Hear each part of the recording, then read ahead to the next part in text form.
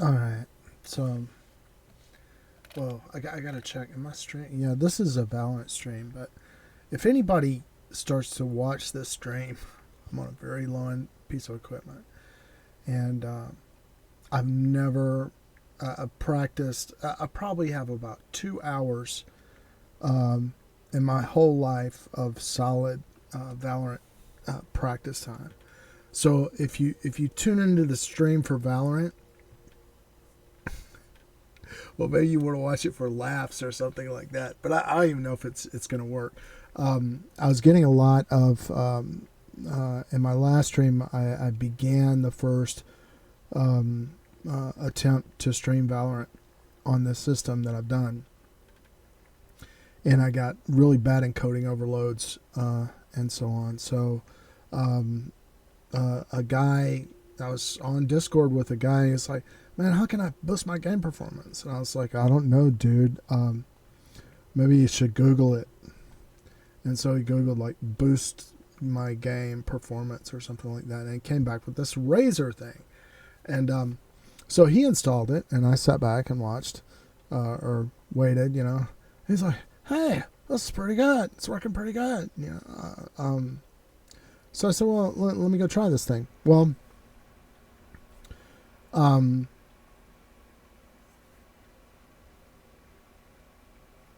I installed it, and now the goal is, without changing my encoding settings, I don't want to. I'm satisfied with the kind of encoding I'm getting on my stream, so I'm leaving it at the default. And I'm going to try again. That might not work. So, and also we're going through an audiobook. Michaud. It's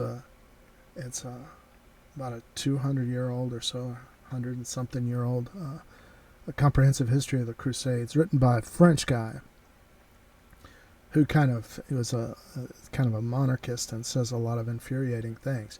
But if you never read it, you'll never know what people thought, and people he got a lot of attention, so clearly a lot of people agreed with his viewpoints. So I played that while I'm practicing. And I don't intend to go into Valorant matches. I'm just going to practice.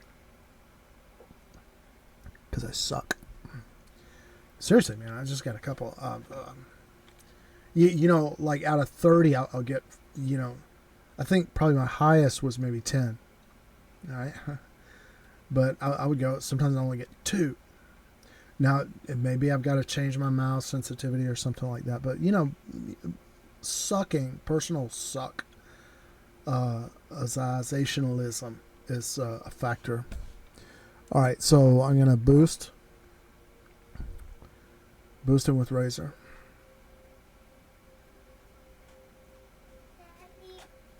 Here comes my daughter.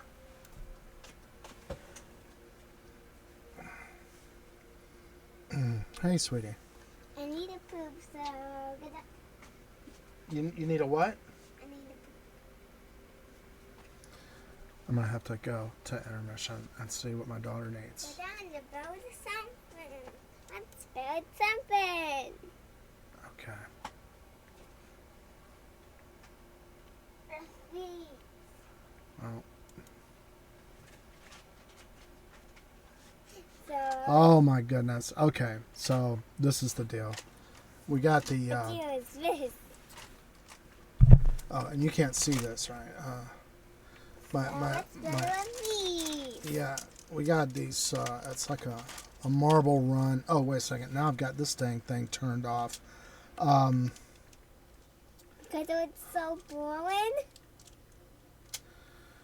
All right, so this is the deal. She's come in and she. Okay, I'm getting an encoding overload message. Let's see.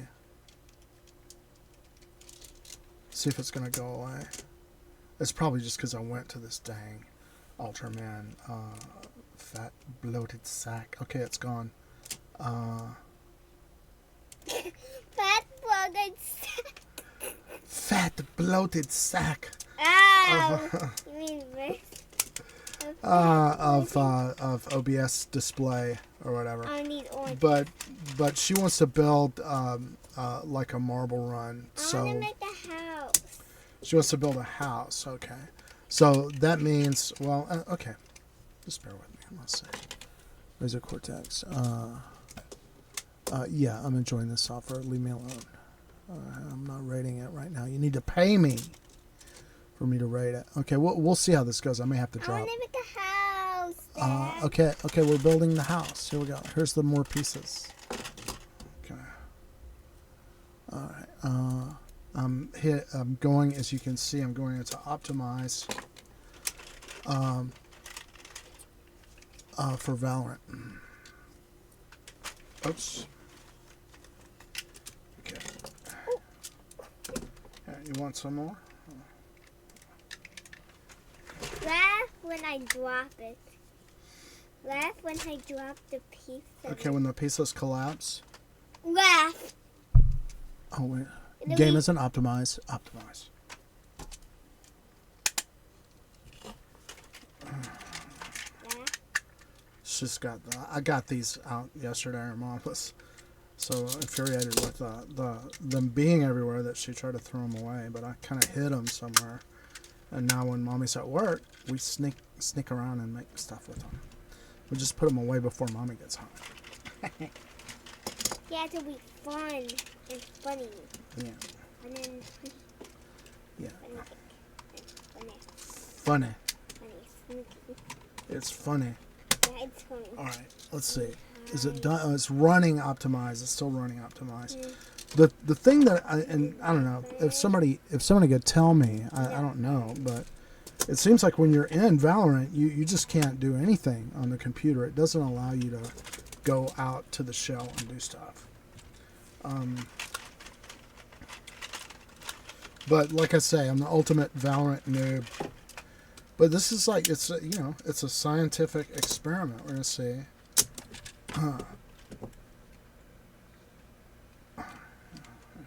Help that?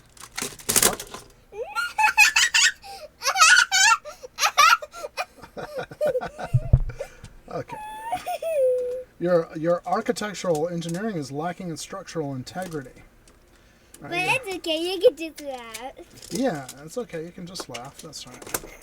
But structural integrity is, a viable option. Oh.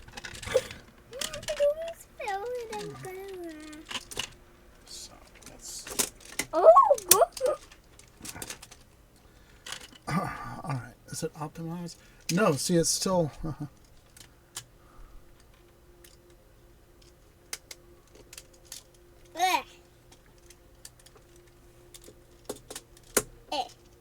Great. Okay. Well, let's see. We'll try to start the game. I am streaming. Okay. So.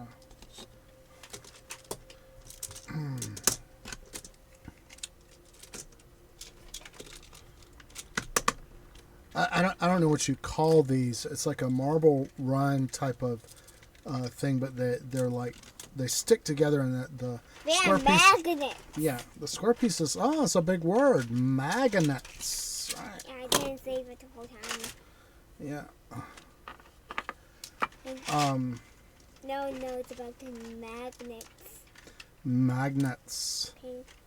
10, I'm gonna go 2, I'm gonna go to 4. All right. So now I got optimized running. Right? And oh, Oh! sorry, it can't hold stuff up, dear. The ceiling is not. I tell you what, probably the way that you're supposed to do it is you're supposed to have the walls around the pipes. You see, so let me show you what I mean. See, I put these together like this is one part of the house, Oh! and then I snap the stuff onto it. See, like this. You see? I've got the piece there. I See, got the sweetie? piece. No, but the thing is, we don't want to use those because those are the dang. Oh, I'm sorry. We can't do it this way. It's got to be the better way because it's not used. Do it this way. Okay. Now, where are we got to find the wall pieces. Yeah, these are the wall I pieces. got the triangle So- pieces. So look here. 1, 2, 3. AFK offense. Yeah, they wouldn't let me get out. I was trying to get out. I accidentally selected to go into a match, and they like try to force me to stay. So gotta be careful about that.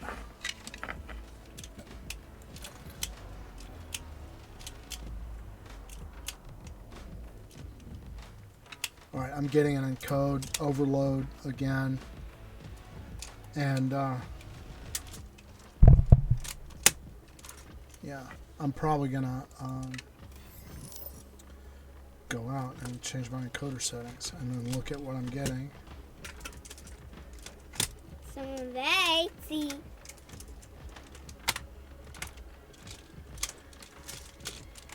Okay. You say this is. See how it's stronger? I'm trying to stick it. Good. Good for you.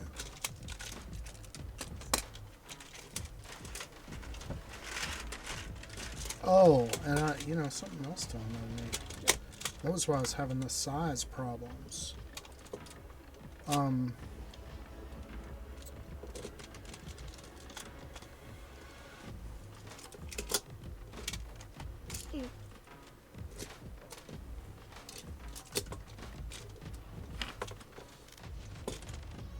Okay, my encoder message went away. So I'm going to enter the range.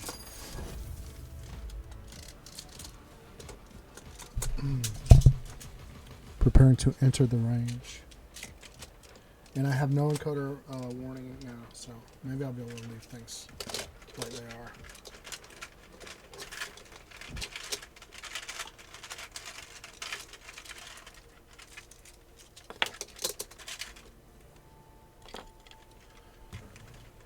It's going to be interesting. Let's see.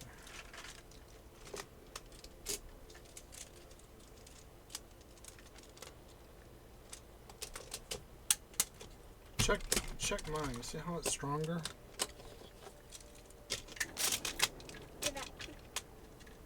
I'm trying to stick it together. Oh, okay. Well, it needs to be aligned. Can you say aligned? Yeah. Well, say it. Don't just say yeah. Aligned. Aligned. That's right. I don't know what the difference is. So, Down, right, down. What? so Can you practice? Practice. I am practicing. See, you gotta hit him in the head.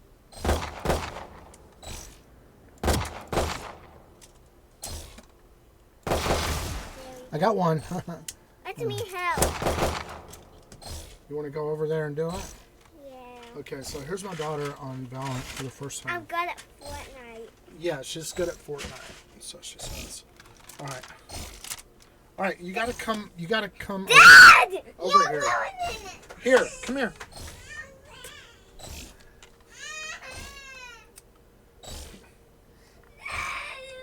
So.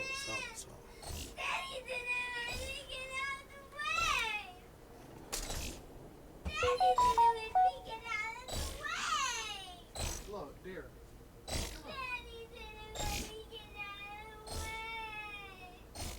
trying to help you get to the mountains.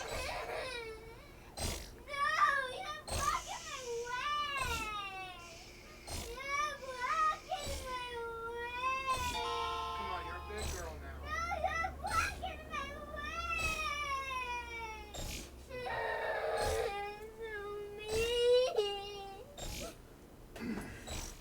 Okay, get on the mouse.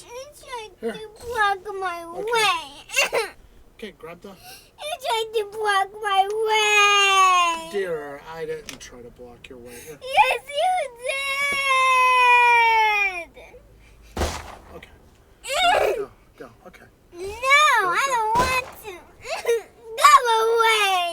Okay. Oh, brother. Go away. Well, nobody wants to listen to this. So. No, go Okay, let me go away. Let's see what happens if I go away.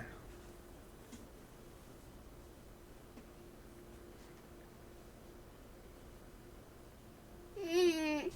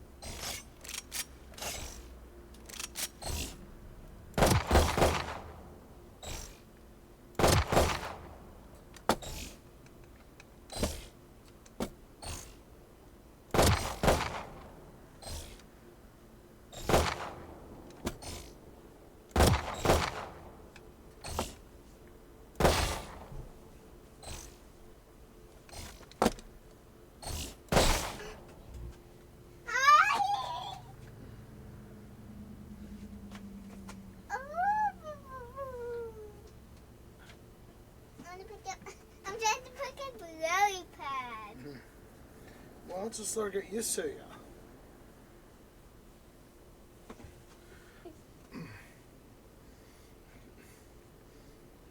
You gonna practice?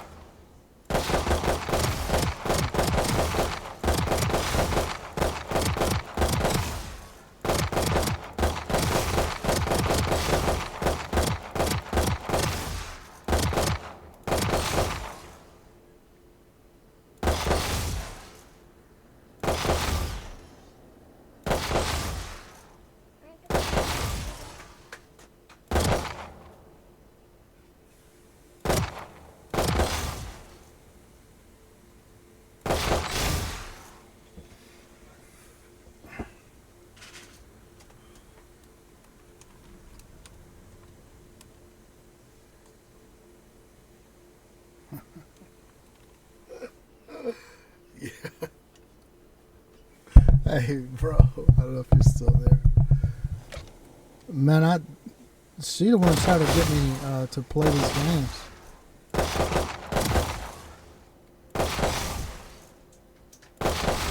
Dad, you watched my game. You washed your hands? Yeah. Good job.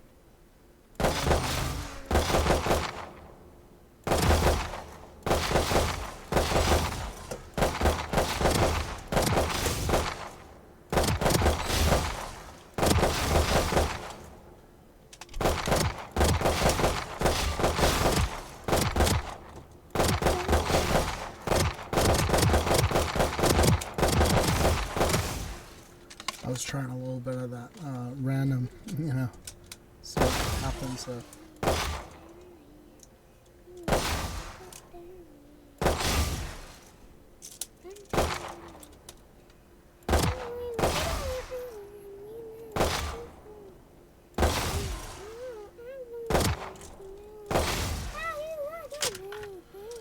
All right, so The piece is tucking in it. the big problem with this is now getting the, Child? well, I guess I'll make most of it.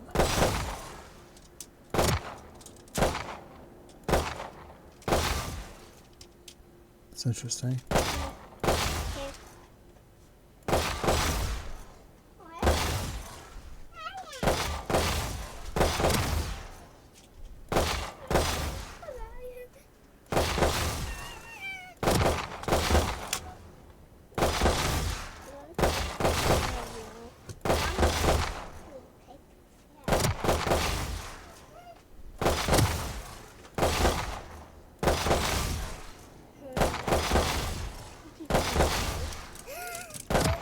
All right, so I am the gonna be honest.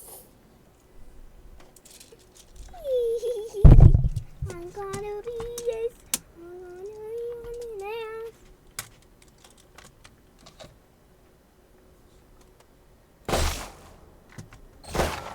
Look at that. Sticking together.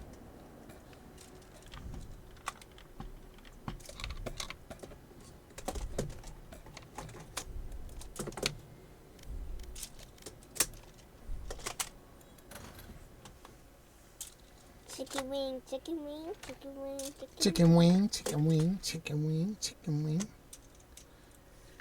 Oh, give me pepperoni.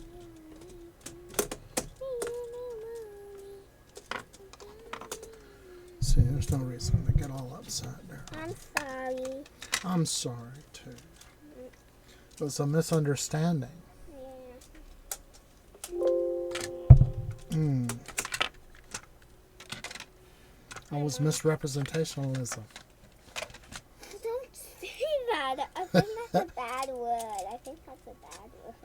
What were misrepresentationalism? Yeah, I think so. What about misrepresentationalizationalism?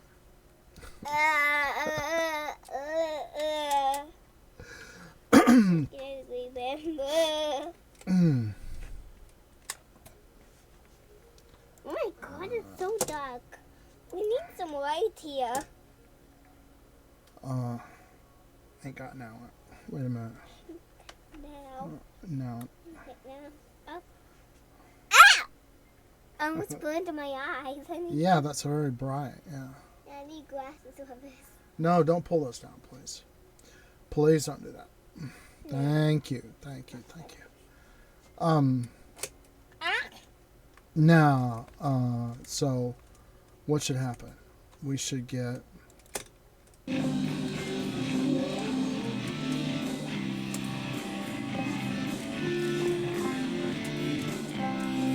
I'm gonna check this audio.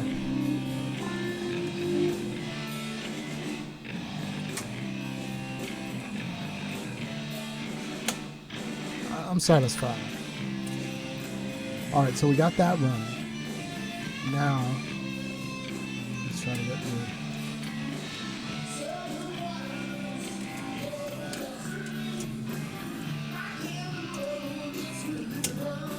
Attack the infidels in Egypt instead of undertaking the siege of the holy city. 154, when said they, we shall have conquered the Sultan of Egypt, the cities of Alexandria and Cairo, with Palestine and most of the kingdoms of the east, will fall under our power. If we go straight to Jerusalem, we shall want both water and provisions, and we shall be obliged to raise the siege, without having the power to undertake anything else. Such of the leaders as did not agree with this opinion answered that the Christian army amounted to no more than 50,000 combatants, and they would be madness to begin a march to distant, and, to them, unknown regions, and where they could look for no assistance. On all sides they must expect dangers and obstacles. Nowhere should they be free from the dread of want of provisions. But the route to Jerusalem was much more easy than that to Alexandria or Cairo. The Crusaders could pursue no wiser plan than to continue their march and prosecute the enterprise they had begun, leaving it to Providence to provide for their wants and protect them from thirst and famine.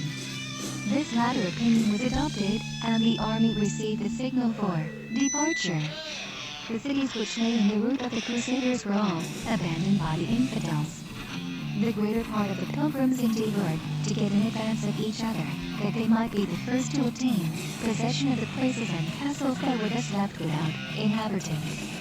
The Crusaders, says Raymond Giles, had agreed among themselves that when one of the leaders had planted a standard upon a city, or had placed any mark whatever on the door of a house, he should become the legitimate possessor of it. This imprudent agreement had given birth to ambition and covetousness in the soldiers as well as the barons. Many, in the hope of obtaining rich possessions, abandoned their colors, wandered about the country, and spread themselves even as far as the banks of the Jordan. In the meantime, those to whom, according to the expression of the historians, nothing was more dear than the commandments of God, advanced, barefooted, under the standard of the cross, unto the ear of their brethren.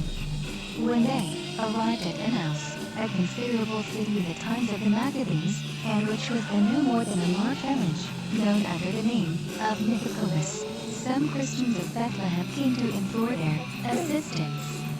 Touched with their prayers, 10 would set out in the middle of the night with a detachment of 300 men, inclined to the flag of the Crusaders upon the walls of the city, at the same hour in which Christ was born and was announced to the shepherds of Judea.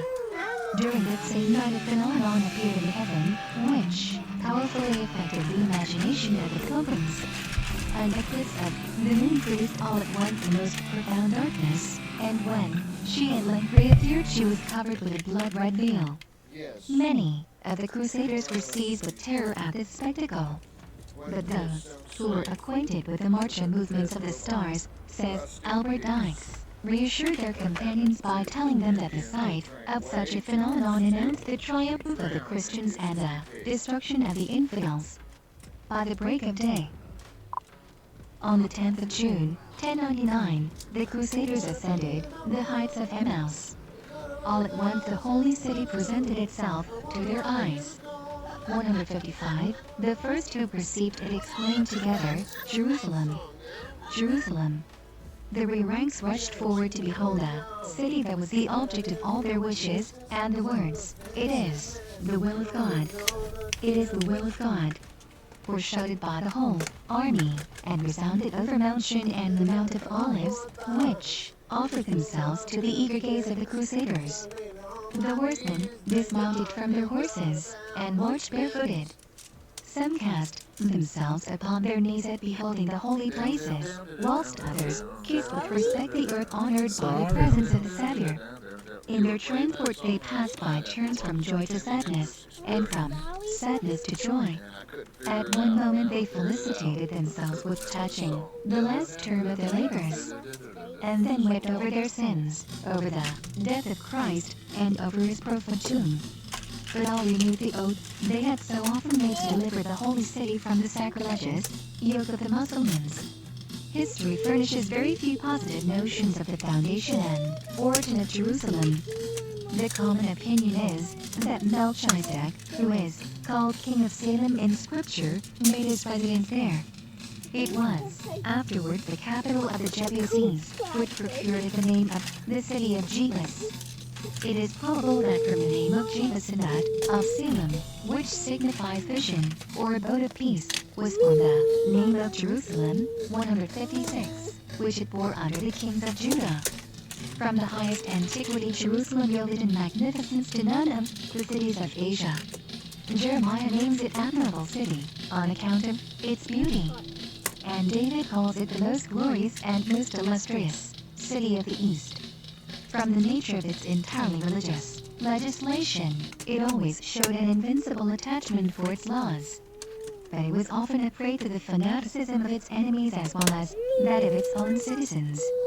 Its founders, says Tacitus, having foreseen that the opposition of their manners to those of other nations would be a source of war, had given their attention to its fortifications, and in the early times of the Roman Empire it was one of the strongest places in Asia.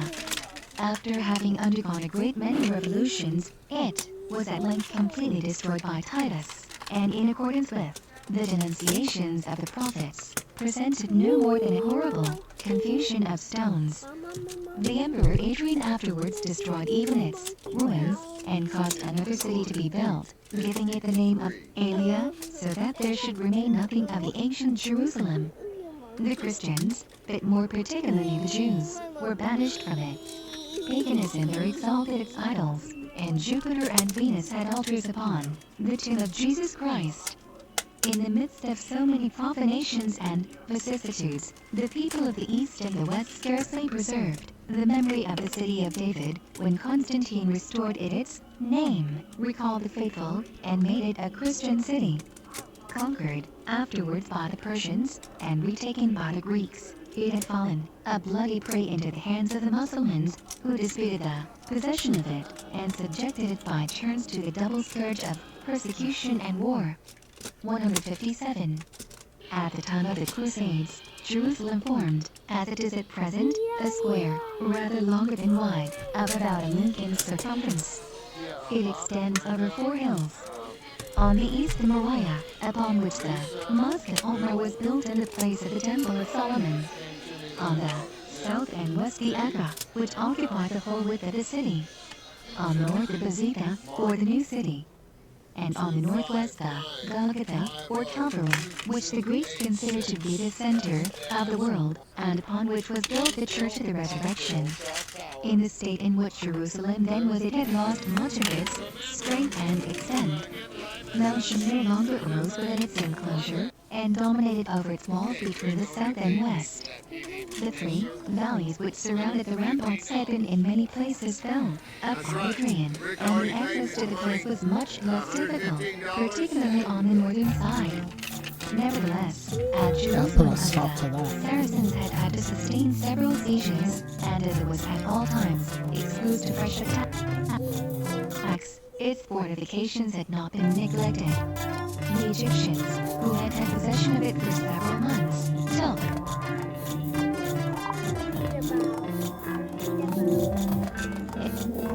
advantage of the tidiness of the Christian army to put it in a state of defense. Whilst the Crusaders were advancing slowly towards the city, the lieutenant of the Caliph, Cordoba, ravaged them.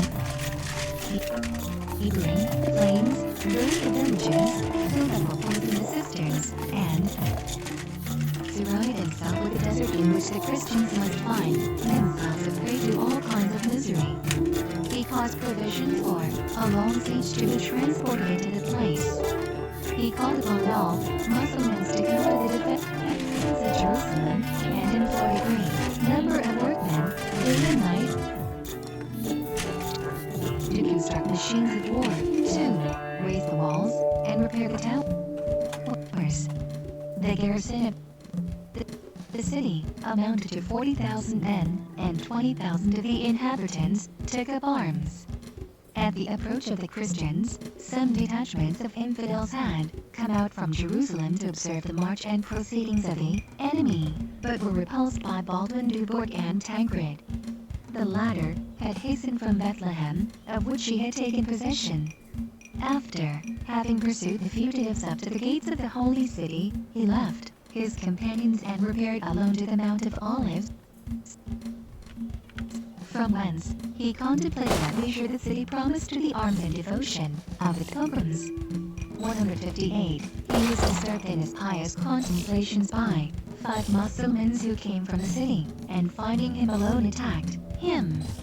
159. Tancred made no effort to avoid the combat.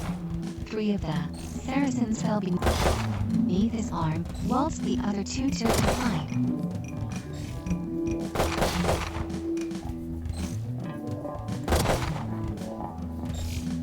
Without either hastening or retarding his speed, Tancred rejoined the army, which, in its enthusiasm, was advancing without order, and descended the heights of Emmaus. 160. Singing these words from Isaiah, Jerusalem, lift up thine eyes, and behold the liberator who comes to break thy chains. On the day after their arrival, the Crusaders employed themselves in regularly laying siege to the place. The Duke of Normandy, the Count of Flanders, and Tancred encamped towards the north, from the gate of Harold to the gate of Cedar or St. Stephen. Near to the Flemings, the Normans, and the Italians were placed the English, commanded by Edgar Atling, and the Britons, conducted by their Duke, Alain Fougeon, the Sire de Chateaugourde, and the Viscount de Dinan. Godfrey, Eustace, and Baldwin du Bourg established their quarters between the west and the north, around the enclosure of cavalry, from the gate of Damascus to the gate of Jaffa. The Count of Toulouse placed his camp to the right of Godfrey between the south and the west. He had near to him Raimbaud of Orange, William of Montpellier, and Gaston of Bern. His troops had first extended to the declivity of Shin, and a few days afterwards he pitched his tents upon the very summit of the mountain, at the place where Christ celebrated Easter. By these dispositions the Crusaders left free the sides of the city which were defended on the south by the valley of Jinon or Silla, and towards the east by the valley of Jehoshaphat. 161. Every step that the pilgrims took around Jerusalem brought to their minds some remembrance dear to their religion. In this territory, so revered by the Christians, there was not a valley, not a rock which had not a name in sacred history. All that they saw awakened or warmed their enthusiasm. They could not withdraw their eyes from the holy city, or cease to lament over the state of the basement into which it had fallen. This city, once so superb, looked as if buried in its own ruins, and they then might, to employ the expression of Josephus, have asked in Jerusalem itself where was Jerusalem? With its square houses without windows, surmounted by flat terraces, it appeared to the Crusaders like an enormous mass of stones heaped up between rocks. They could only perceive here and there in its bosom a few cypresses, and some clumps of aloes and terebinthines, among which rose steepled in the quarter of the Christians, and husks in that of the infidels. In the valleys and the fields adjacent to the city, which ancient traditions describe as covered with gardens and groves, there struggled into growth a few scattered olives and thorny shrubs. The sight of these sterile plains, and of the mountains burnt up by an ardent sun, offered to the pilgrims nothing but images of mourning, and mingled a melancholy sadness with their religious sentiments. They seemed to hear the voices of the prophets which had announced the servitude and the misfortunes of the city of God, and, in the excess of their devotion, they thought themselves called upon to restore it to its ancient greatness and splendor. That which still further inflamed the zeal of the Crusaders for the deliverance of the holy city was the arrival amongst them of a great number of Christians who had come out of Jerusalem, and being deprived of their property and driven from their homes, had sought assistance and an asylum among their brethren from the west. These Christians described the miseries which the Mussulmans had inflicted upon all the worshippers of Christ. The women, children, and old men were detained as hostages, whilst such as were of an age to bear arms were condemned to labors which surpassed their strength. The head of the principal hospital for pilgrims had, with a great many other Christians, been cast into prison, and the churches had been pillaged to furnish support for the Muslim soldiers. The Patriarch Simeon was gone to the Isle of Cyprus to implore the charity of the faithful and save his flock. which was laced with destruction if he did not pay the enormous tribute imposed by the oppressors of the Holy City. Every day new outrages were heaped upon the Christians of Jerusalem, and several times the infidels had formed the project of giving it to the flames and utterly destroying both the Holy Sepulchre and the Church of the Resurrection. The Christian fugitives, whilst making these melancholy recitals to the pilgrims, exhorted them to hasten their attack upon Jerusalem. In the very first days of the siege, a solitary, who had fixed his retreat on the Mount of Olives, came to join his prayers with those of the Christians driven from Jerusalem, and conjured the Crusaders, in the name of Christ, whose interpreter he declared himself, at once to proceed to a general assault. Although destitute of leaders or machines of war, the Crusaders yielded to the counsels of the pious hermit, believing that their courage and their swords were sufficient to destroy the ramparts of the Saracens. The leaders, who had seen so many prodigies performed by the floor of the enthusiasm of the Christian soldiers, and who had not forgotten the lengthened miseries of the siege of Antioch, yielded without difficulty to the impatience of the army. Besides, the sight of Jerusalem had exalted the minds of the Crusaders, and disposed even the least credulous to hope that God himself would second their bravery by miracles. At the first signal, the Christian army advanced in good order towards the ramparts. Never, say the historians, did the soldiers of the cross evince so much ardor. Some, joined in close battalions, covered themselves with their bundles, which formed an impenetrable wall over their heads, and endeavored with pikes and hammers to destroy the wall. Whilst others, ranged in long files, remained at some distance, employed their slings and crossbows in driving the enemy from the ramparts. Oil, boiling pitch, large stones, and enormous beams were cast upon the front ranks of the Christians without putting the least stop to their labors. The outer wall began to fall beneath their strokes, but the inner wall presented an insuperable obstacle, and nothing was left to them but escalade. This bold method was attempted, although only one ladder long enough to reach the top of the walls could be found. The bravest mounted and fought hand-to-hand with the Saracens, who were confounded with such rash courage. It is probable that the Crusaders would have entered Jerusalem that very day if they had had the necessary instruments and machines. But so small a number of them could be the top of the walls that they could not maintain themselves there. Bravery was useless. Heaven did not perform the miracles which the solitary had promised, and the Saracens at length forced the assailants to retreat. The Christians returned to their camp, deploring their imprudence and credulity. This was further talking that they must not always expect prodigies, and that before they proceeded further they must construct machines of war. But it was very difficult to procure the necessary within the country of barren sands and arid rocks. Several detachments were sent to search for materials, and chance discovered in one of them some large beams, which time would cause to be transported to the camp. They demolished the houses, and even the churches in the vicinity of the city which had not been given up to the flames, and every available bit of wood that had escaped the ravages of the Saracens was employed in the construction of machines. In spite of their discoveries and exertions, the progress of the siege did not answer to the impatience of the Crusaders, nor did they appear likely to be able to avert the evils that threatened them. The most intense heats of the summer set in at the very time the pilgrims arrived before Jerusalem.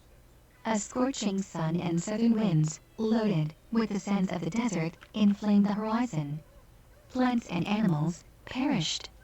The torrent of Kedron was dry, and all the cisterns had been filled up or poisoned. 162, under a sign of fire, and amidst burning and arid plains, the Christian army soon became a prey to all the horrors of thirst. The fountain of Siloam, which only flowed at intervals, could not suffice for such a multitude. A skinful of fetid water, brought from a distance of 3 leagues, cost as much as 3 silver deniers. Overcome by thirst and heat, the soldiers turned up the soil with their swords, and burying themselves in the freshly moved earth, eagerly carried to their lips every moist clod that presented itself. During the day they looked anxiously for the night, and at night longed for the break of day, in the constantly disappointed hope that the return of either the one or the other would bring some little freshness, or a few drops of rain. Every morning they were seen to glue their parched lips to the marbles covered with dew. During the heat of the day the most robust languished beneath their tents, seeming not to have even strength left to implore the assistance of heaven. The knights and barons were not at all exempt from the scourge which devoured the army, and many of them exchanged for the water of which they stood in daily need, the treasures they had won from the infidels. Pity, on account of this extreme thirst, says the old translator of William of Tyre, was not so much due to the foot soldiers as the horsemen. The foot soldiers could be contented with a little, but the horsemen could only supply their horses with drink at great expense. As to the beasts of burden, adds the same historian, there was no more account taken of them than of things already dead. They were allowed to stray away in the fields, where they died for want of water. In this general misery the women and children dragged their exhausted bodies across fields and plains, seeking sometimes a spring and sometimes shade, neither of which existed. Many who strayed from the army fell into the ambushes of the Saracens, and lost either their lives or their liberty. When some fortunate pilgrims discovered a spring or a cistern in a remote or obscure place, they concealed it from their companions, and prevented their approach to it.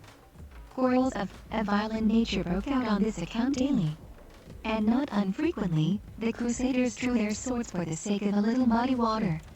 In short, the want of water was so insupportable an evil, that they hardly noticed the scarcity of food. The intensity of thirst and the heat of the climate made them forget the horrors of the famine which seemed to pursue the Christians everywhere. If the besieged had at this period made a sortie, they would have easily triumphed over the All right. besiegers, but the latter were defended by the remembrance of their exploits, and in the distress to which they were now reduced, their name alone still inspired the Saracens with dread. The Mussulmans likewise might entertain the belief that their enemies could not long resist the joint calamities of famine and thirst. The old historians here employ the most pathetic expressions to paint the frightful misery of the pilgrims. Abigilard even goes so far as to say that men never suffered so many evils to obtain benefits which were not of this earth. Amid such calamities, says Raymond Giles, who was himself at the siege of Jerusalem, many forgot their God, and thought no longer of either gaining the city or obtaining the divine mercy. The remembrance of their own country increased their sufferings. And so great was their discouragement that some deserted the standards of the crusade entirely and fled to the ports of Palestine and Syria to wait for an opportunity of returning to Europe. The leaders clearly saw there was no other remedy for the evils the army endured but the taking of Jerusalem. And yet the labors of the siege went on very slowly, for they had neither wood enough for the construction of machines, nor workmen with necessary implements. In addition, a report was current that a formidable army had left Egypt for the purpose of relieving the city. The wisest and the bravest were beginning, in such a critical situation, to despair of the success of the enterprise, when assistance was afforded them of an unexpected kind. They learned that a Genoese fleet had entered the port of Jaffa, laden with provisions and ammunition of all sorts. This news spread the greatest joy through the Christian army, and a body of 300 men, commanded by Raymond Pellet, set out from the camp to meet the convoy, which heaven appeared to have sent the Crusaders in their misery. This detachment, after having beaten and dispersed the Saracens they met on their passage, entered the city of Jaffa, which, being abandoned by its inhabitants, was occupied by the Genoese. On their arrival, the Crusaders learned that the Christian fleet had been surprised and burned by that of the infidels, that they had had time to get out the provisions and a great quantity of instruments for the construction of machines of war. All they had been able to say was, transported to the camp of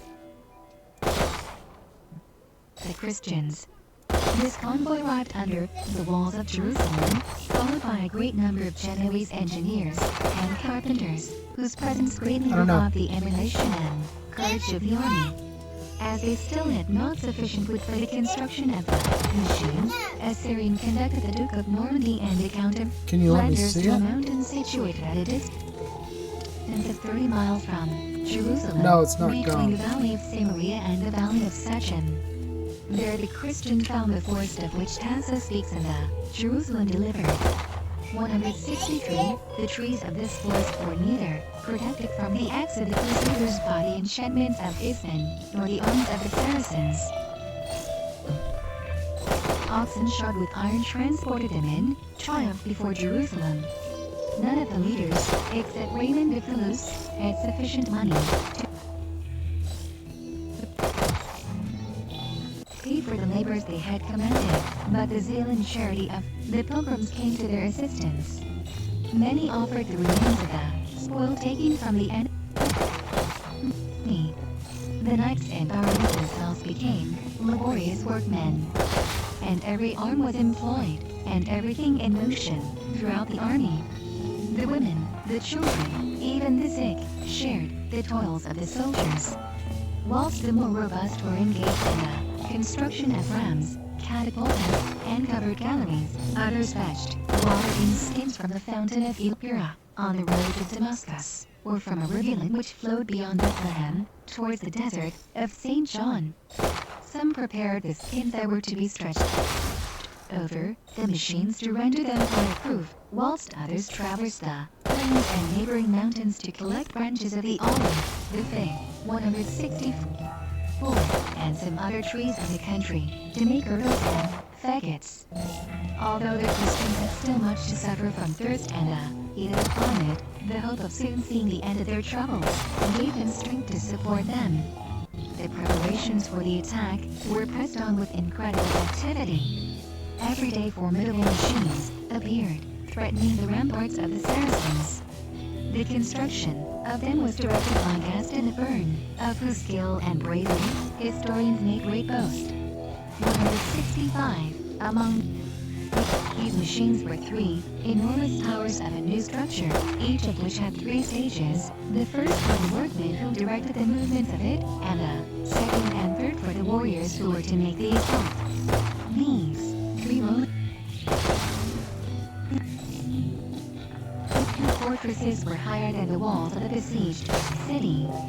166. At the top was fixed a kind of drawbridge, which could be let down on the ramparts, in present a road by which to penetrate into the place. But these powerful means of attack were not the only ones which were to second the efforts of the Crusaders. The religious enthusiasm which had already performed so many prodigies was again to augment their ardor in confidence and victory. The clergy spread themselves through all the quarters of the army, exhorting the pilgrims to penitence and concord. Misery, which almost always engenders complaints and murmurs, had soured the hearts and produced division among the leaders and the soldiers, who at other times had disputed for cities and treasures. But for whom then the most common things had become objects of jealousy and war. The solitary from the Mount of Olives added his exhortations to those of the clergy, and addressing himself to the princes and people, "You are come," said he, "from the regions of the west to worship the God of armies, love one another as brothers, and sanctify yourselves by repentance and good works. If you obey the laws of God, he will render you masters of the holy city. If you resist him, all his anger will fall upon you." The solitary advised the Crusaders to march round Jerusalem, invoking the mercy and protection of heaven. The pilgrims, persuaded that the gates of the city were not less likely to be opened by devotion and bravery, listened with docility to the exhortations of the solitary, and were all eager to follow his counsel, which they regarded as the language of God himself. After a rigorous fast of 3 days, they issued from their quarters armed, and marched barefooted and bareheaded around the walls of the holy city. They were preceded by their priests clothed in white, carrying images of the saints, and singing psalms and holy songs. The ensigns were displayed, and the cymbals and trumpets sounded afar. It was thus that the Hebrews had formerly marched round Jericho, whose walls had crumbled away at the sound of their instruments. The Crusaders set out from the valley of Rephaim, which faces Calvary. They advanced towards the north, and saluted, on entering into the valley of Jehoshaphat, the tombs of Mary, Saint Stephen, and the first elect of God. On continuing their march towards the Mount of Olives, they contemplated with much respect the grotto in which Christ sweated blood, and the spot where the Saviour went over Jerusalem. When they arrived at the summit of the mountain, the most imposing spectacle presented itself to their eyes. Towards the east were the plains of Jericho, the shores of the Dead Sea and the Jordan. And to the west, they saw at their feet the holy city and its territory, covered with sacred ruins. Assembled at the very spot whence Christ ascended into heaven, and they still sought for the vestiges of his steps, they listened to the exhortations of the priests and bishops. Arnold de Rose, chaplain to the Duke of Normandy, addressed them in a pathetic discourse, conjuring them to redouble their zeal and perseverance. When terminating his discourse, he turned towards Jerusalem. You see, said he to them, the heritage of Christ trampled underfoot by the impious. Here is, at last, the worthy reward of all your labors. Here are the places in which God will pardon all your sins, and will bless all your victories. At the voice of the orator, he pointed out to them the church of the resurrection and the rocks of Calvary, ready to receive them. The defenders of the cross humbled themselves before God, and kept their eyes fixed upon Jerusalem. Is Arnold good? Then, in the name of Christ, to forgive all injuries, and to love one another, Tancred of England, who had long and serious disputes, embraced each other in the presence of the whole Christian army. The soldiers and leaders followed their example. The most rich promised to comfort the poor by their alms, and to support the orphans of the bearers of the cross. All forgot their fatal discords, and swore to remain faithful to the precepts of evangelical charity. Whilst the Crusaders were thus giving themselves up to transports of devotion and piety, the Saracens assembled on the ramparts of Jerusalem, raised crosses high in the air, and treated them with all kinds of outrages, at the same time insulting the ceremonies of the Christians by their gestures and their clamors. 167. What I'm gonna do, You hear them, let's said see. Peter the Hermit. You hear the menaces and the blasphemies against the true God. Swear to defend Jesus Christ, a prisoner, and crucified a second time by the infidels. You see him who expires afresh upon Calvary for the redemption of your sins. 168. At these words the Cenobite was interrupted by the groans and cries of indignation which arose on all parts against the infidels. Yes, I swear by your piety, continued the orator, I swear by your arms, that the reign of the impious is near its end. The army of the Lord has only to appear, and all that vain mass of Muslims will disperse like a shadow. Today, they are full of pride and insolence, tomorrow they shall be frozen with... Alright, so, let me see. Coming up on an hour stream. And, so, let me pause this music. I don't have a great machine, so I'm trying to get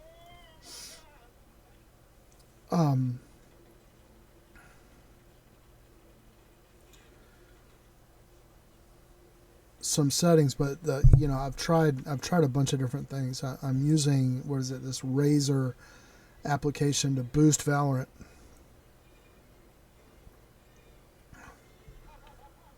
But it's still, whenever I start up Valorant, it overloads my encoder. I put all the Valorant graphic settings down to off,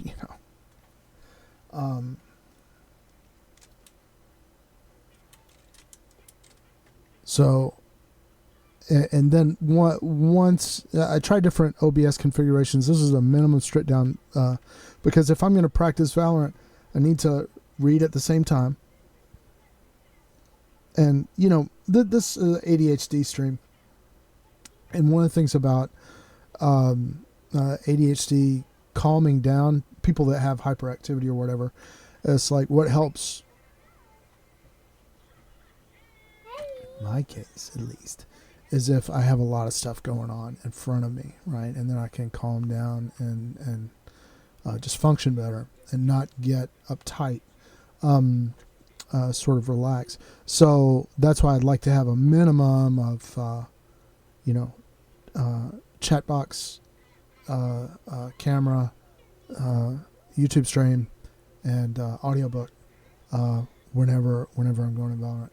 So. Now, you know, I've heard, you know, I stream HD, and I've heard you don't need to be doing that. I don't know, I sort of like it.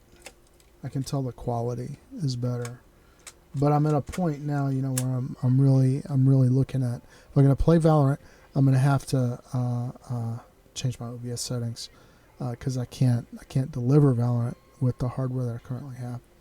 So what I'm going to do is I'm going to end the stream. I'm going to go into my OBS